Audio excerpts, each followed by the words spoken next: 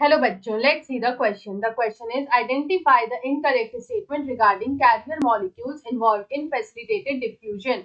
तो यहाँ पे बोल रहा है जो इनकरेक्ट स्टेटमेंट है regarding carrier molecules involved in facilitated diffusion वो हमें यहाँ पे बताना है। तो एक एक करके हम यहाँ पे सारे स्टेटमेंट्स को चेक कर लेंगे, लेकिन पहले हम ये समझते हैं कि फैसिलिटेटेड डिफ्यूजन होता क्या है।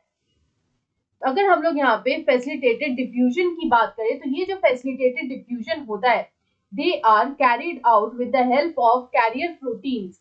यहाँ पे ये जो कैरियर प्रोटीन्स होते हैं जिनको हम लोग बोलते हैं कैरियर प्रोटीन्स और carrier molecules, they are responsible for carrying the substances across the membrane. यहाँ पे ये क्या करते हैं कि जो सॉल्यूट मॉलिक्यूल्स होता है या फिर हम लोग जो बोल सकते हैं जो सब्सटेंसेस होता है they are moved across the membrane. तो इस वजह से यहाँ पे हम लोग बोल सकते हैं कि यहाँ पे जो कैरियर प्रोटीन्स है they are responsible for the concentration of the solute molecules on the either side of the membrane.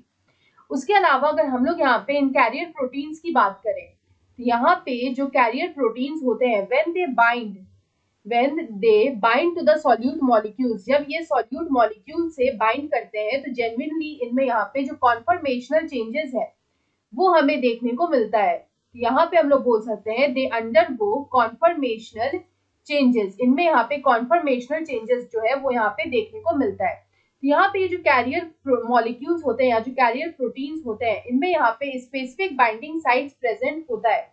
यहाँ पे स्पेसिफिक बाइंडिंग साइट्स प्रेजेंट होता है जिसमें यहाँ पे जो सॉल्यूट मॉलिक्यूल्स है वो बाइंड करते हैं and they are moved from this side of the membrane to the other side of the membrane. यहाँ पे जो मूवमेंट होता है वो होता है along the concentration gradient. Movement is along the concentration gradient. तो कॉन्सेंट्रेशन ग्रेडियंट के अलोंग जब मूवमेंट होता है तो यहाँ पे किसी भी तरह का एटीपी जो है वो यूज नहीं होता है। तो यहाँ पे हम लोग बोल सकते हैं कि no ATP is used here, no ATP is used यानी कि एनर्जी का यूज नहीं होता है। तो यहाँ पे अगर हम लोग देखें तो ऑप्शन ए में दे रखा है they are responsible for concentration of solute molecules on the side of the membrane. तो हमारा जो फर्स्ट स्टेटमेंट है वो यहाँ पे ट्रू है। उसके बाद बी में लिखा है कि they are responsible for increasing the speed of transport across the membrane. तो ये फॉल्स है, they are not responsible for the speed of the transport of the process. उसके बाद सी में लिखा है कि they may undergo conformational change upon binding to solutes which is true. और यहाँ पे डी में लिखा है कि they possess specific binding site for molecules to be transported which is also true. तो यहाँ पे अगर हम लोग देखें तो हमसे इनकरेक्ट स्टेटमेंट पूछा था, तो देख सकते हैं हमारा जो बी स्टेटमेंट है वो फॉल्स है या फिर बोल सकते हैं it is incorrect. So option B is the right answer. I hope you understood it well. Best of luck.